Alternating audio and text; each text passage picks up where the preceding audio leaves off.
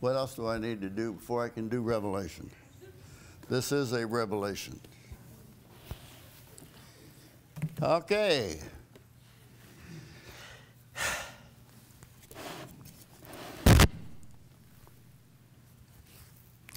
The cord is not real good, and if you hear noises that shouldn't be there, you're right.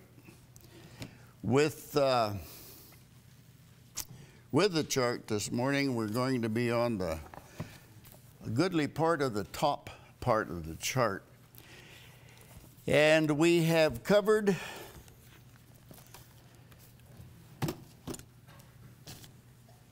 the first third of the demise of imperial Rome, political Rome. It took the first 4 seals, trumpets rather, in the 7 seals. It took the first 4 trumpets to do that. Now, to do the second third of the Roman Empire,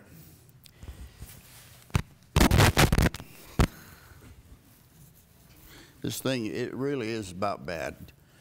And John is going to get us another one, but it isn't here yet.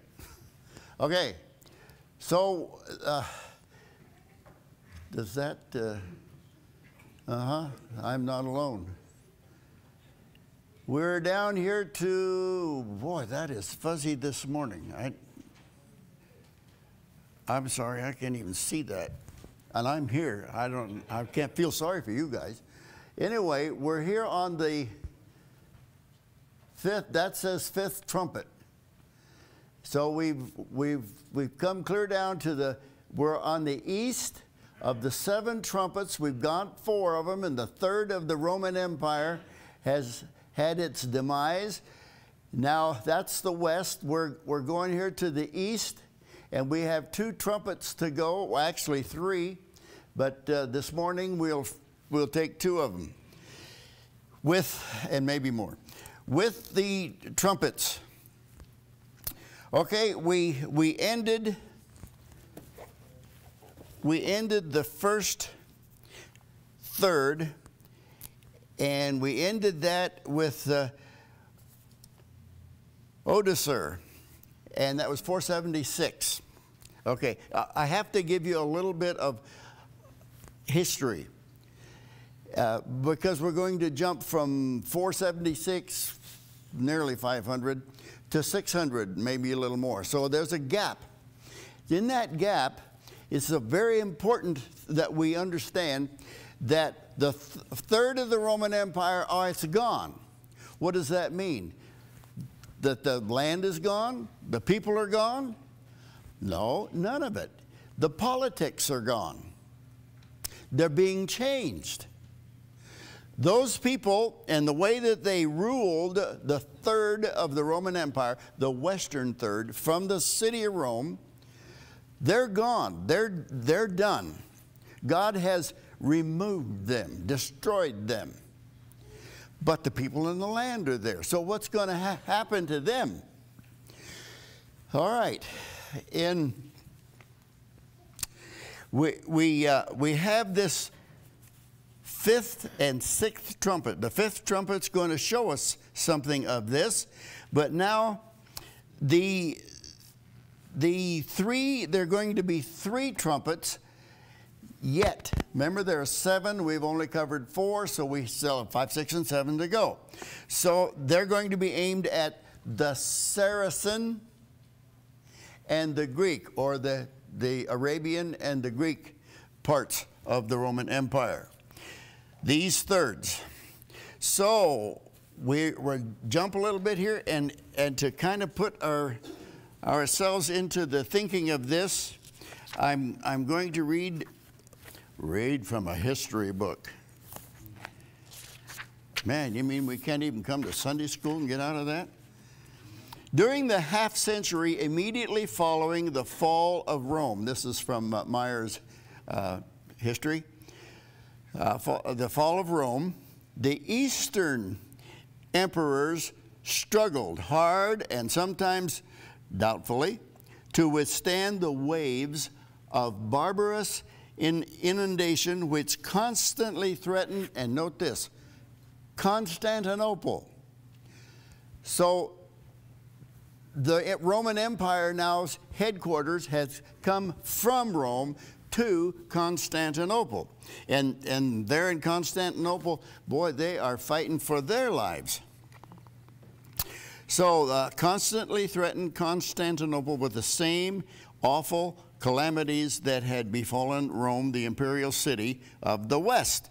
Fortunately, in the year 527, there ascended the eastern throne, Constantinople, a prince of unusual ability, to whom fortune gave a general of such rare genius that his name has been allotted a place in the short list of great commanders of the world. Justinian was the name of the prince. Now, he was a man of extraordinary talent, ability to just run things and think about how it ought to be. And Belisarius was his soldier. The sovereign has given name to that period, which is called after him the era of Justinian. All right, Justinian. He's trying to take care of things. He did two things that were absolutely, they had to be. If things were going to continue as God had decreed. Well, of course it would be. But he used Justinian to do these two things. The first was he reclaimed for the empire Africa. He got it back, that northern strip, he got it back from the Vandals that had taken it. And then he also got back Italy from the Goths who had taken it. So now, what once was back in the Roman Empire, but it wasn't being ruled by Rome. It was being ruled by Constantinople. So that's the how that came about, that it's all under the same head again. Justinian did one other thing that he's really noted for. He collected a collection of rules, laws, ways to do things that would make the empire better, and he came up with what was called the body of Roman law, which got him the title of the lawgiver of civilization. That's important. And now that came about, so now we have the same area, but we've moved the political lines. Constantinople is taking care of running what Rome used to, as well as what Constantinople already ran. This was the Saracen part of the Roman Empire. Okay, so we have the Africa and Italy and all of that they used to run from Rome is now just a province of Constantinople. 50 years went by to get this done. Now, we had 100 years to cover it. The next 50, or a little over, were pretty quiet, tame as it could be, with the hordes trying to take Constantinople. They did what they could, but still, we had a fellow come along in history named Heraclius, and he managed to keep the empire together. Now, we get that far along, and we get up to the fifth trumpet. Now, with the fifth trumpet, Let's begin reading in chapter 9. Now, what I've covered is chapter 8, verse 13. Then I looked and I heard an eagle flying in mid-heaven, saying with a loud voice, Woe, woe, woe to those who dwell on the earth. That's in the Roman Empire.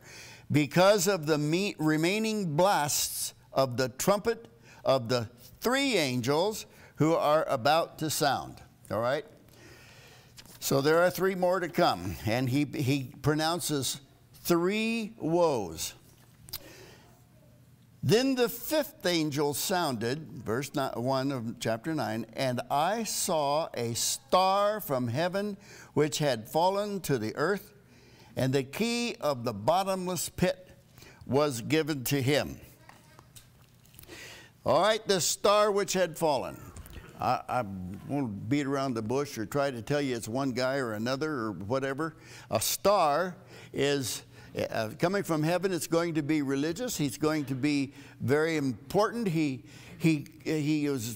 had a lot of things going for him, and he lost it. He fell from heaven to earth. The star was Muhammad. Some people say, well, it had to be Satan. Well, no, it doesn't cover that. If you read down a little bit further, it was Muhammad. How was he a star? He was born into importance. He was born into the best of the tribes of the Arabs. His family was very important. His family was well off. He had everything going for him. And Mama died. When he was very, very little, his mother died. Okay, well, Dad tried, but when Muhammad was 6, his dad died. He went to Grandpa. And Grandpa kind of worked with him and so forth, but during this time with these deaths, unfortunate things that happened to him, he was falling from importance to non-importance. Now, if you really want a good background to Muhammad, and you want to see all of this that took place, Lee Turner's book on Revelation has a section on that, and it's as good as anything I've seen, back the best I've seen. And it's concise, it's accurate, and it does tell all about him, this Muhammad guy. Lee put a lot of time in obviously in researching and figuring this all out. So anyway, we have Muhammad, and Muhammad was the star from heaven, not the heaven, it's not a capital H, which had fallen. Had fallen. So when this time came about, the star was gone, down. It was already fallen, past tense. It's a completed action. And the key, the key of the bottomless pit was given to him. Who would do that? It's like handing a kid a box of matches in a hayfield at harvest time. Who would do that? God did that. Who else had control of that key? First chapter, verse 18, 20th chapter, verse 1. God had control of that key. He did. He gave it to him. Why did he do that? The trumpet blew, and there had to be some things go on that would happen just like God wanted it to happen. And he used Muhammad to get it done. God is, through history, oftentimes used people to accomplish his ends. Nebuchadnezzar was just one example there in the Old Testament. Other guys that God used, well, Muhammad was at this time being used. So he had left, Muhammad had left his, we'll call it a princely inheritance that he had, and he lost it. And now this key is given to him by God. We go to the second verse, and he opened the bottomless pit. What do you do with a key? You use it, especially something that would have that kind of power. It would just be beyond human ability to say, well, yeah, I know what this key can do, and I'm not touching it. But he opened the bottomless pit. And smoke went up out of the pit like the smoke of a great furnace, and the sun and the air were darkened by the smoke of that pit. Smoke, spiritual force. This affected the sun. He opened this pit, smoke went out. The smoke of the great furnace, it was a lot of smoke. And it was a lot of spiritual force we're going to have to deal with. The sun and the air were darkened by the smoke of this pit. It clouded things.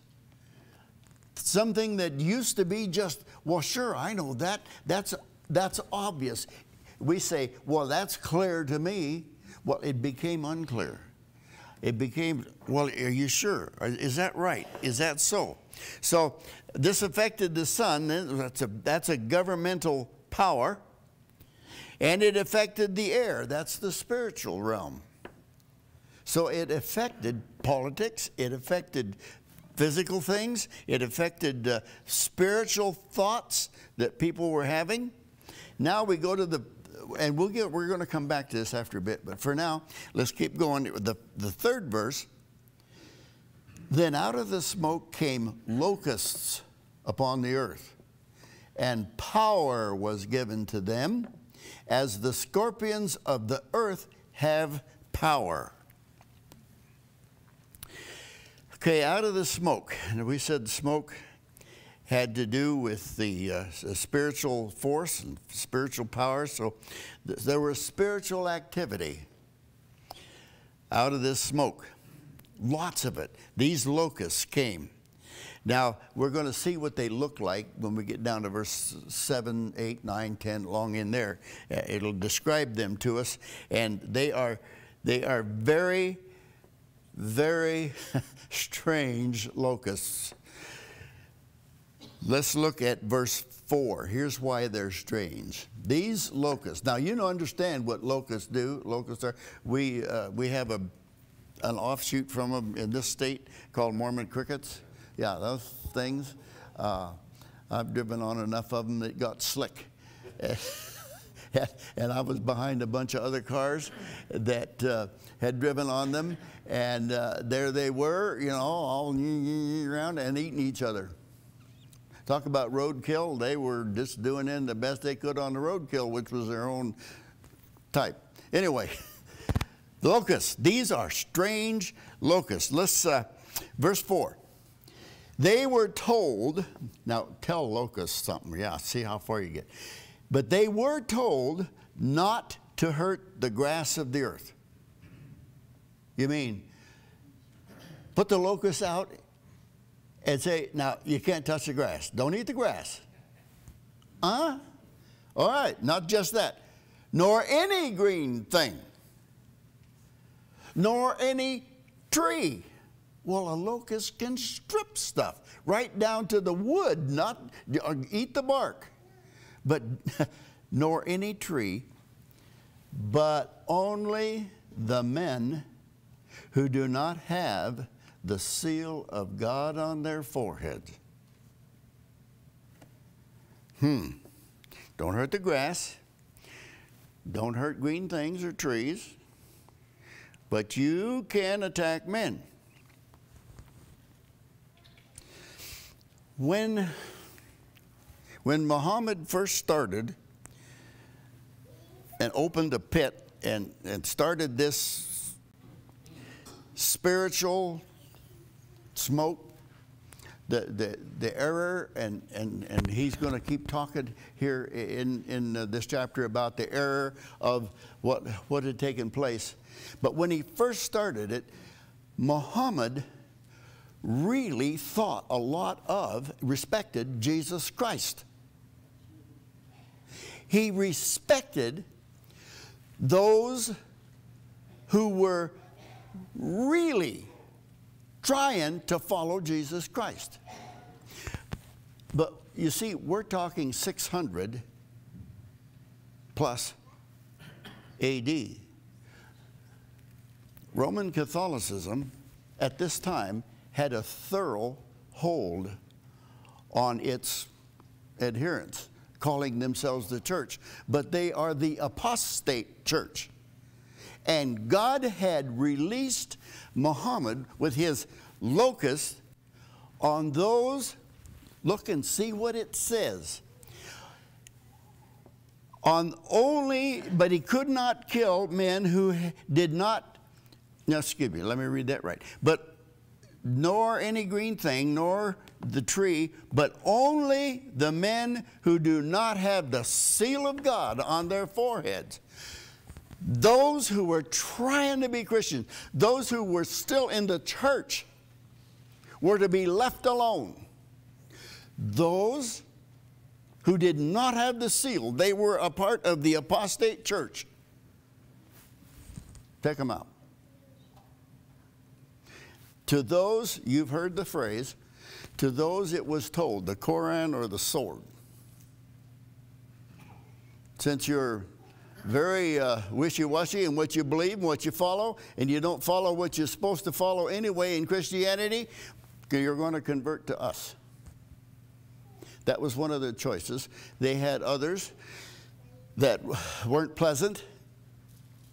But the top thing was, we're not out to kill you, but you won't be of any force in this life. We just won't kill you. We just make you wish you were dead. That's what it says. All right.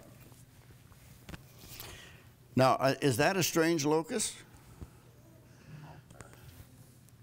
No grass. Why with Muhammad and these Arabs, why would they take special note of grass, green stuff, trees?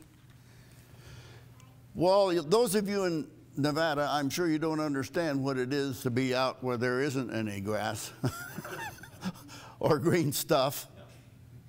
No, they came from a desert. And so when they had grass, when they had green stuff, trees, so on, hey, they had to have some of it to even exist. And so they naturally would really respect grass, green stuff, trees. And so they're told, when you go out conquering and all of this now, as with your smoke and as locusts, do not kill anyone, leave the green stuff alone, but to, this is verse 5, but to torment for 5 months. And their torment was like the torment of a scorpion when it stings a man. Torment for 5 months.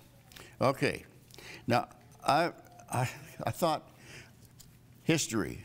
5 months. What took place for 5 months? Nothing. I couldn't find a thing. But we're doing Revelation, and we're using signs in Ezekiel chapter 4, 6, 4. Which one is it? Always get mixed up. Ezekiel chapter 4. Okay. 4. And verse 4 through verse 6 tells us, just says it, that in Scripture, in prophecy, a day is a year. 5 months. Okay, a prophetic month is 30 days. 5 times 30 is how many?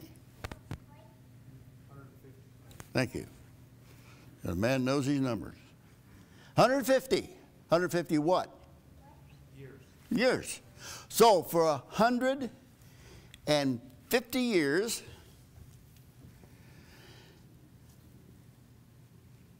you're going to have to deal with this. Oops, I'm on the wrong page.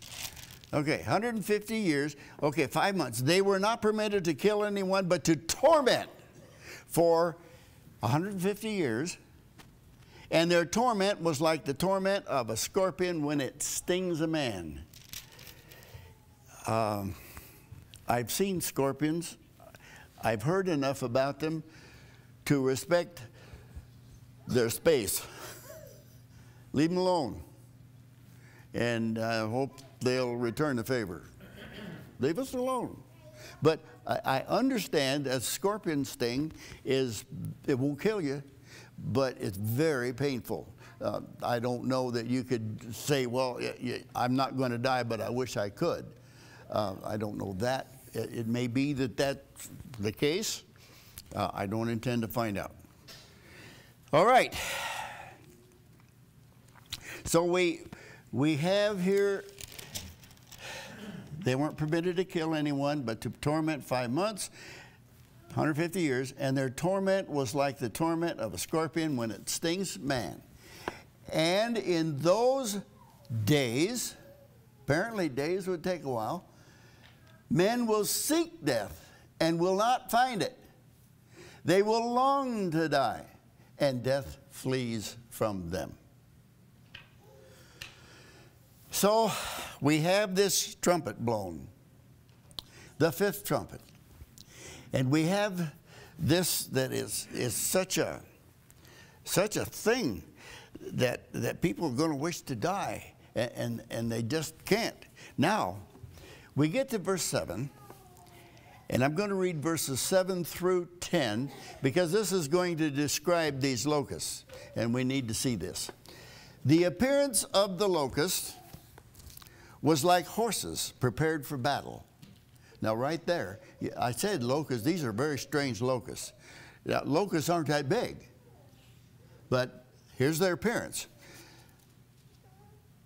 Like horses prepared for battle, and on their heads appeared to be crowns like gold, and their faces were like the face of men. They had hair like the hair of a woman, and their teeth were like the teeth of lions. They had breastplates of like breastplates of iron, and the sound of their wings was like the sound of chariots, of many horses rushing to battle. They have tails like scorpions and stings, and in their tails is their power to hurt men. And here this is again, for 5 months, 450 years. All right, these locusts, all right, they're like horses. What was the favorite animal of an Arab? You ever heard of an Arabian as to describe a horse's breed? Well, yeah, they had, I understand, it depends on what you want it for, but they had the finest horse in the world, an Arabian. That was, and they ride smoothly, they're strong, they have great endurance, all of these things. Of course, good old Clydesdale could pull one real easy, but that's wasn't what they were for. So they had horses, good horses, lots of horses.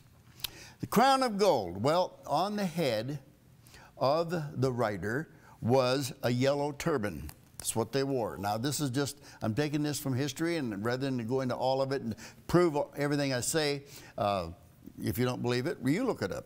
But this is as it understand from history. So they're crowned of gold. Faces of men. The Romans shaved their faces. The Arabs didn't. They had beards, and so they said they had faces of men. Then they said, hair of women.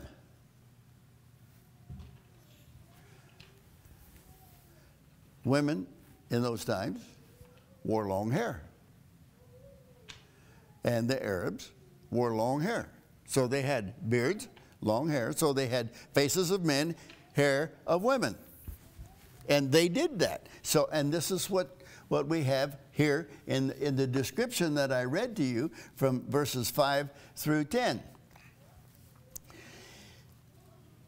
Teeth of lion. They were fierce fighters. Boy, when they came at you, you really realized you had a fight on your hands. Any army that faced them knew that. They had breastplates. Well, they were told in their own holy book, Quran, that they were to wear coats of mail. Well, that's iron, and that's what they had. Breastplates like breastplates of iron.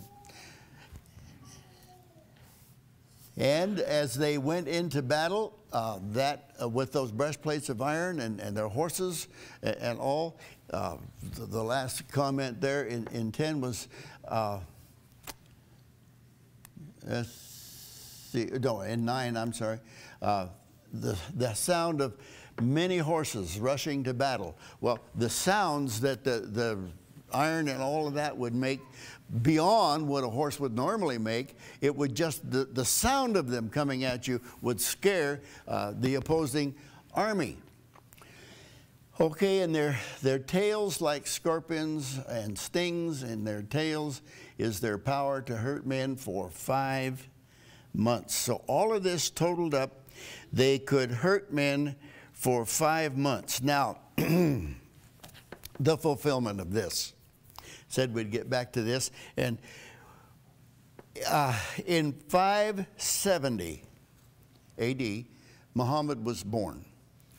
In 632, by that time, that's when he died, by that time he had established Mohammedanism and given them some direction that they changed over the years, but he got it started. When he died in 632, the Arabs, he was restraining them, but then they burst out of the desert and they began to conquer the world. That was their design. That was their goal.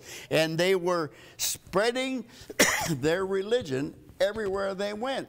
Well, this was the smoke of the furnace. It went everywhere, so much of it. And it just clouded things, and they took off, and they really did do a lot of conquering. Of course, it was the religion of hell. If you read it, that's just what it was. But they went out and they spread it. Now, this was accomplished. Let's see. We go back and look at verses 4 and 5. It says, they were told not to hurt the grass of the earth, or any green thing in the trees, but only the men who did not have the seal of God on their foreheads. And they were not permitted to kill anyone, but to torment for 5 months. And their torment was like the torment of a scorpion when it stings a man. So they accomplished this by not hurting the ground. Now, when they went in large numbers. And any army in large numbers with horses has got to have a lot of food. And so that's one reason they wouldn't kill or destroy the grass or green or the trees, the fruit trees especially. They needed them. So, but when they went, they conquered. And so when they conquered someone, they had the people. They had the infrastructure, we call it today. It was all intact. They just controlled. And they controlled every aspect. So within 100 years, Palestine, Persia, Syria, Mesopotamia, Egypt, North Africa, Spain, part of France, they got it all within 100 years. Now, remember, they came out in 632 to do this. the year Muhammad died. For 100 years, they did this. So we get to 732. And they met Charles Martel at a place in France called Tours. And he beat the snot out of them.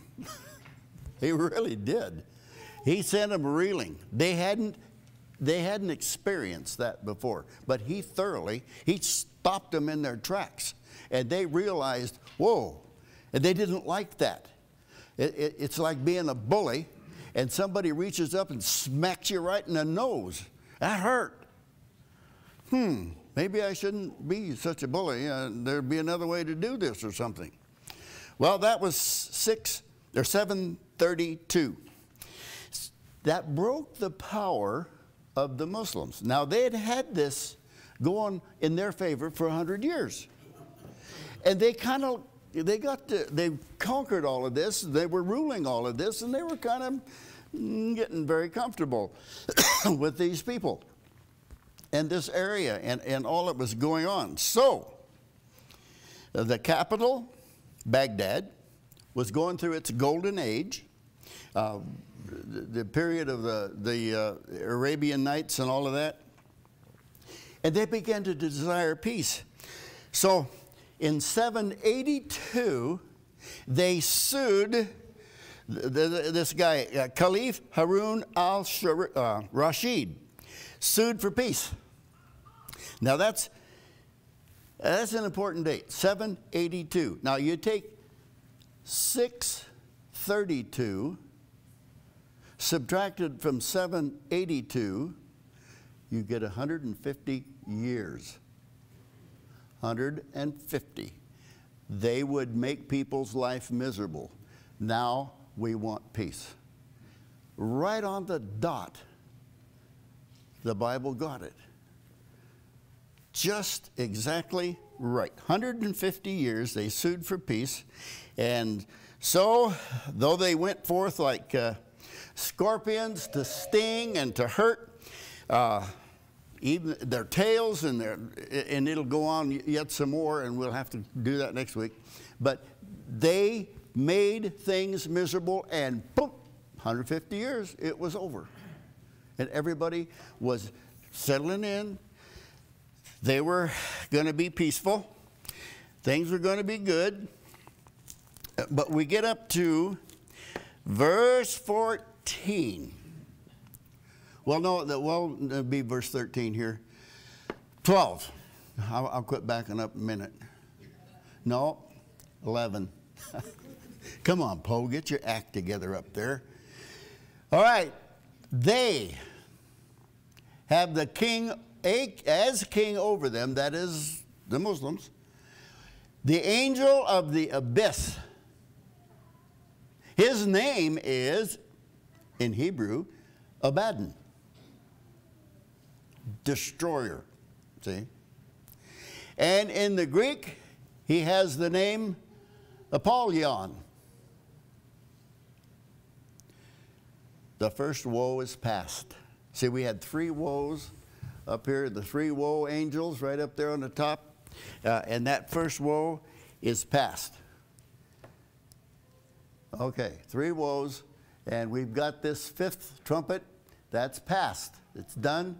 Now we're going to get down here next time. See, we're looking at the east. The west is done for, but it's been incorporated into the east, and now they're having their troubles because of what the Mohammedans have been doing. With the 5th trumpet, it didn't take the second third of the Roman Empire out. Didn't do that. It weakened it. And we have the 6th trumpet coming next week. Thank you so much.